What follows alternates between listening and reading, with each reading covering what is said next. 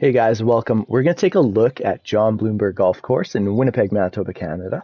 Par 71 in real life. And just know, I know you're looking at it going, wow, this is a very sparse little golf course with not a lot of trees or anything amazing. And you're right, it isn't that amazing, but it's our John Blumberg Golf Course, right? So, it's just a little gem to us. And if you've never played it, you would probably not choose to play this golf course on PGA 2K21. But seeing that if you are someone from Winnipeg or you've played John Bloomberg, I think you're going to find this is a pretty reasonable facsimile of what it looks like. So here we're on the first tee, and we'll zoom down. Not too bad, right? It's from the regular tees, it's about a 330-yard par four, right? So you could almost drive it, and usually the tee shot is going to end up somewhere in this vicinity. If you get up to the flat surface, you're pretty good.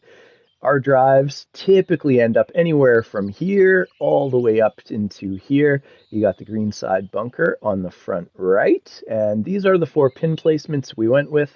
And I hope for those who know John Bloomberg that hole does you justice. Now here we're on to the second hole. It's right beside the highway for the most part. Off the tee, you've got a green, it's pretty straight ahead, a little dog leg right, but it's not really a dog leg at all, just a slight veer. From the middle tees, it usually plays around 365 yards. What I did was I did the white tees realistically, the blue tees realistically, the front and back of the scorecard. The black tees don't exist. So this tee box here from 402 yards, what I did on most holes is I added a black tee that does not exist in real life, just to add some difficulty to the course, because it's not the most difficult course in real life. And I just added 50 yards to every hole, right? You add that up over the course of 18 holes, it makes a difference, right? So this is what it looks like coming up to it. In real life, there's a little bit of a ditch. It's sometimes water filled, sometimes not. And that dip continues through here. We've got a green side bunker on the right. I might edit that bunker to get a little tighter to the green. When I look at it from this angle, I don't think it interferes as much as it should. In real life, that greenside bunker should be more towards here.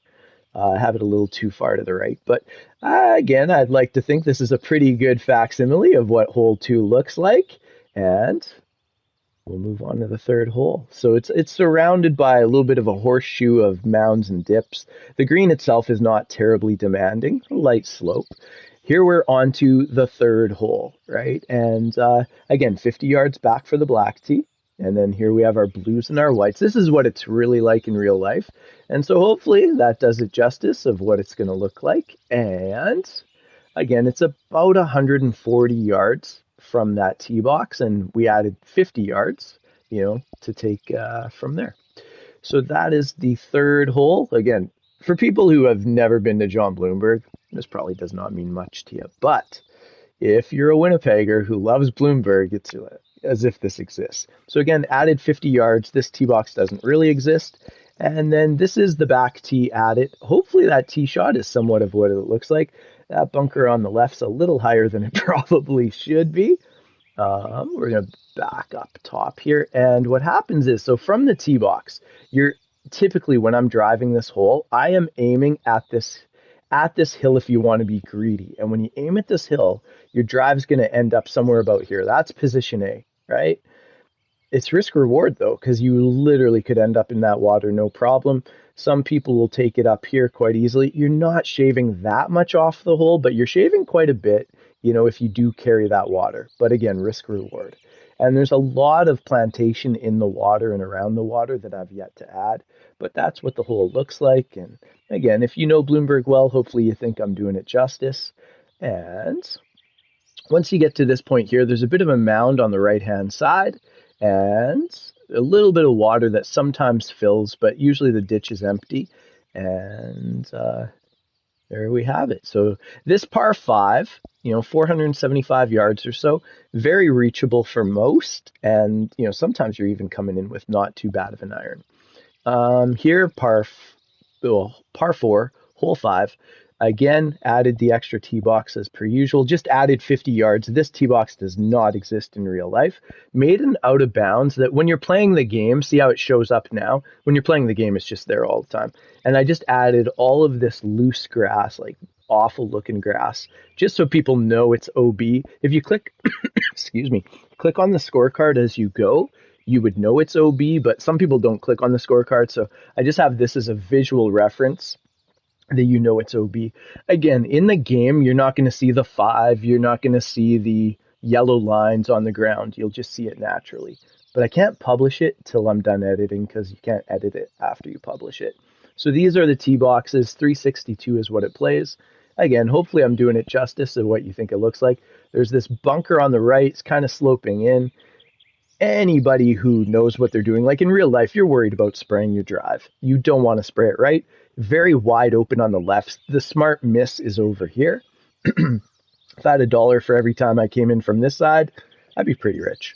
And again, a lot of plantation to be added near that water, but you're coming in from this side, and that's what it looks like. Also, as we go through this, guys, in the comments, if you know Blumberg well, if there's things I'm missing that are really important, please do leave them in the comments. That would be much appreciated because I'm not done working on it. There's a lot to do with it still. So that is hole 5. And again, hopefully you think I've done it justice. And here, hole 6. Now, to me, hole 6, 13, and 14 are the 3 toughest holes on the golf course. So let's take it from the white tees. What you see, you've got the hill on the right. And when we zoom up, really, if you were to drive a straight line, that's the path it takes to the green, right? It's about 300 yards to the green. Some people will go for it. There's so much trouble there. You're not going to land it on that green. There's water in front typically. Sometimes that ditch is completely empty, but sometimes there's a little bit of water down there. There's definitely some plantation that you don't want to be part of. So the smart play is to take a shorter club, end up somewhere in this vicinity, have a straight line in from about 100 yards. That's the smart play. A lot of people will make some weird choices here. But just know when you get to here, if you miss right, you have bad sight lines coming in. You really want to keep it left. There's not too much trouble over here. You might be stuck behind the odd tree. The reality is I could probably add a couple of trees in this area here. It's not totally empty. That's a little more sparse than it should be. Now, the end of this hole is just a nightmare. What happens is you've got quite the dip coming up to the green. I really like the way this turned out. This is kind of what it looks like. I'm pretty pumped with this. What ends up happening is the green is so thin and there's quite the slope from back to front. Even if you're on in 2, you've secured nothing. It's a tough 2-putt no matter where you land. Like, it's quite the green. So that's the look at it. We've got the 4 potential pin placements. I like this hole. It's a tough little hole. Again, not terribly long, but all sorts of trouble and a very tough finish to it. That is hole 6. Again, anything I'm missing, you guys can let me know. If you're from Winnipeg and you like the course. Hole 7, this tee box does not exist. I just added it. Again, put black 50 yards back every hole. What you're going to be looking at is something along these lines. And so when you're back here, what ends up happening? A little bit uphill. It's really not that uphill. I think we have it 13 feet up. That might be a little too much, but it's pretty reasonable for what's going on. Again, sometimes there's no water down here. Sometimes there is, but it's definitely like a dip down, then it rises back up. There is the bunker side left here. That lip could probably, that's pretty good. I was going to say it could be a little higher. I don't think so. That's probably pretty good. And it's, covered by a mound all the way around, like a little horseshoe at the back. And the green, off the bunker, it's a little bit sloped, but the rest of it's pretty flat. I feel like I might have a little too much going on this green. It's not a very tough green, but that's pretty accurate. So from 7, you now walk over to 8, and 8, this hole here, you got water on the right. It is pretty empty on the left. In real life from here, typically the play is going to be from right here. You're going to drive over these mounds. Sometimes you end up in the mounds. The goal is to end up about here. And again, there's a little bit of a channel, just a little dip that is very seldom filled with water. And it runs off of that little basin there. And that's hole number 8. A lot of plantation near that water that I have yet to add. If I add it, I'm probably going to add it. And coming up to the green, again, it's pretty much a little horseshoe all the way around. And on the green itself, it's not terribly sloped. If you get on in time, you're probably going to 2-putter better. And we go to 9. And with 9, nine's a beautiful little go for it hole. It is a par 5 where typically you're going to try to carry this mound. Optimally, you'd like to finish in this position right here. Anywhere around here is very good. For me, the common path I will take is I'm going to go through here and usually go through the fairway a little bit. That's the shot that I'm most used to. Now, this green's kind of interesting. A bit of a horseshoe shape to it, a bunker right in the front middle that catches a lot of balls, especially when you're going forward in 2. Not an easy green to get to because of its shape and the positioning. Again, there's a mound all the way around the back of it, and that bunker in front, I might have made it too shallow. It's a pretty tall bunker, but maybe that's good enough. The green itself, I think I might have made it. No, I must have softened it.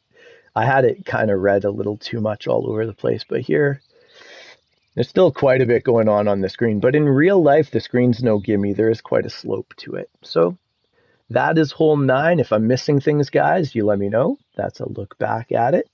Now, hole 10. As a kid, it was like impossible to get to this in 2. It's 450 yards. It's a par 4. They did add in real life another tee, about 495. But when you play from the back tee, it's supposed to be a par 5. And so my drives typically here would, go through the fairway, end up somewhere here.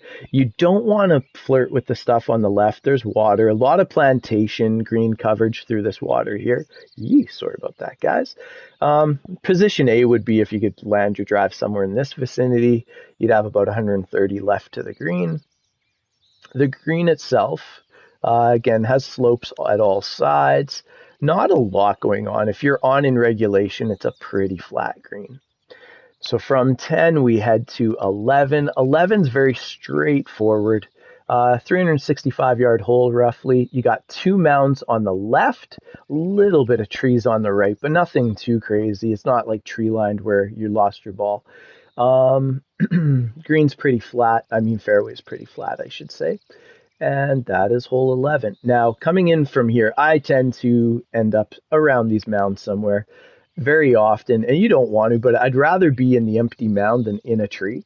But then you got this bunker on the right-hand side. I maybe should make it bigger. Feels like in real life the bunker probably extends to about there, but that's what we're looking at. There's our 4 pin placements that are possible. And again, there's movement on the screen, but nothing substantial. And again, if you catch the ridge here behind the bunker, it will kick off, right? There is a bit of a slope there.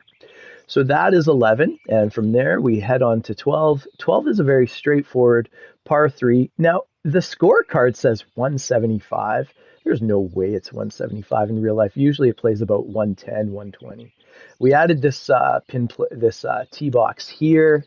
That makes it quite the tough shot. It is fairly uphill. Not 46 feet uphill. I'm probably going to flatten this down. It's probably about 25 feet uphill. And or I could raise these boxes a little bit for sure. But at the end of the day, what it's going to look like, you're coming up and near the top, you've got this bunker on the left. And I'd say I got the slope down. It does fall off at the front. It does kick violently to the right if you're just past this bunker. The rest of it's pretty flat. And that is hole 12, par 3. Again, if I'm missing things, sometimes there's water. There is a lot of plantation I got to add in that water. You definitely don't want to be, chunking your shot off the tee anyways. From here, we walk over to 13. And 13 and 14, this is amen corner. Like, in real life, this tee box, I should say, does not exist, but that's the view from that tee box. Really, you're coming in from here. And that is the view. And I love this hole. This is a tough hole. This oak tree, truth is, I should probably put this oak tree. There's one tree that stands alone is really big. Should probably be more about there. Might move that over there. But it's right around there. There's no bailout here. You need to hit a good drive. There is trouble left and right. You got to drop it nicely. Like, you are scared on this tee box. There's just no place to miss. Usually, like position A, you go up this line, you end up somewhere about here, you love it, right? So many balls I've lost here. So many balls I've lost there too. This is just a tough hole. Like, if you can get out of here with par, you're a very happy guy. And again, the position from here, oftentimes, you're going to be coming from here. I'm going to try to scooch forward. Like this, I've lived this. Like, this is what it looks like. And again, we'd rather do it from the fairway. And your position here coming into the green, a big mound at the top at the back, and there's quite the drop in the middle of the green to another relatively flat surface. Not an easy green. Again, this is one of the hardest holes on the whole course. So, yeah, be aware for 13. That's what she looks like. Hopefully I did it justice. Probably could throw a bit more tree line in there. But again, anything I'm missing, you guys can let me know if you're familiar with the course. And no time to take a breath. Straight to 14.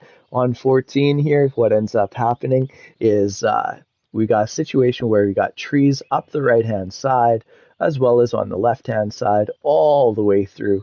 There's no bailout. This is a tough-looking tee shot.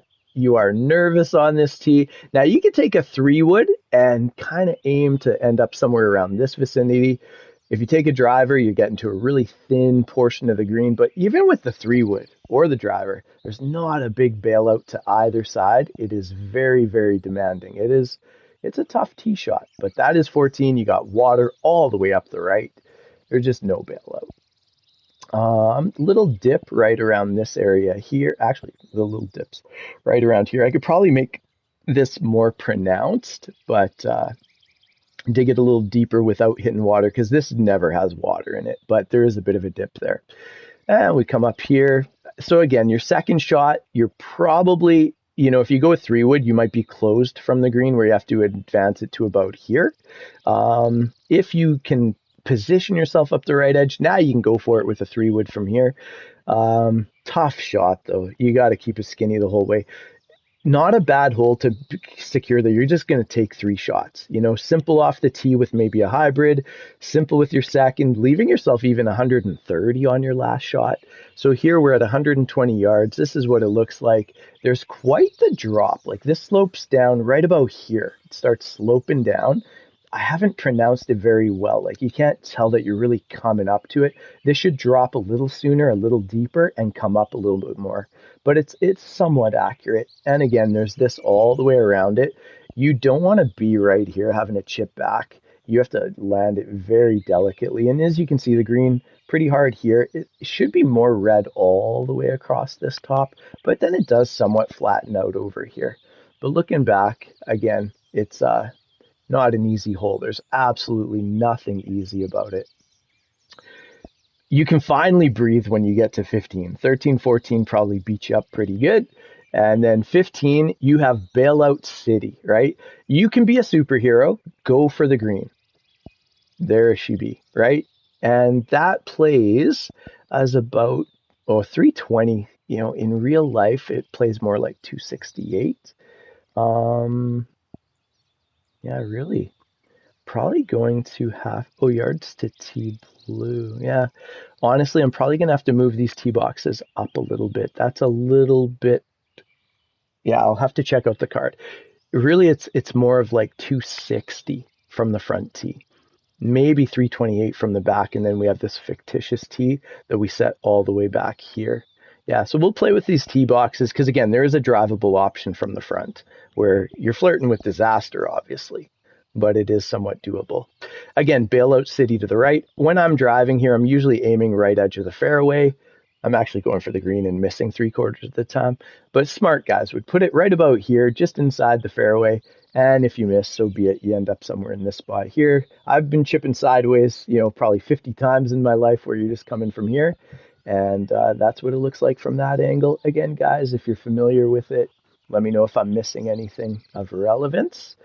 And 16, not easy. It plays about 190 to 160. And it looks like this. You're driving, you can only see the right edge of the green. There's quite a mound too, like where you don't even see this portion of the green when you carry. You don't even know if you're on or not till you get there. This tee box does not exist in real life, but I had to put it right here to find a place to put it 50 yards back, or at least make it considerably tougher.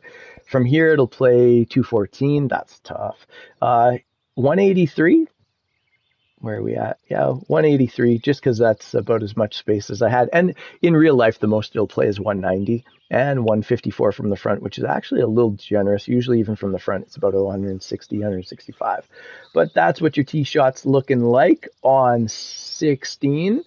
If I had $1 for every time I ended up about there, even on the mound a little bit, and then you're chipping in sideways and hoping to one putt for your par. So that is 16, looking back at it.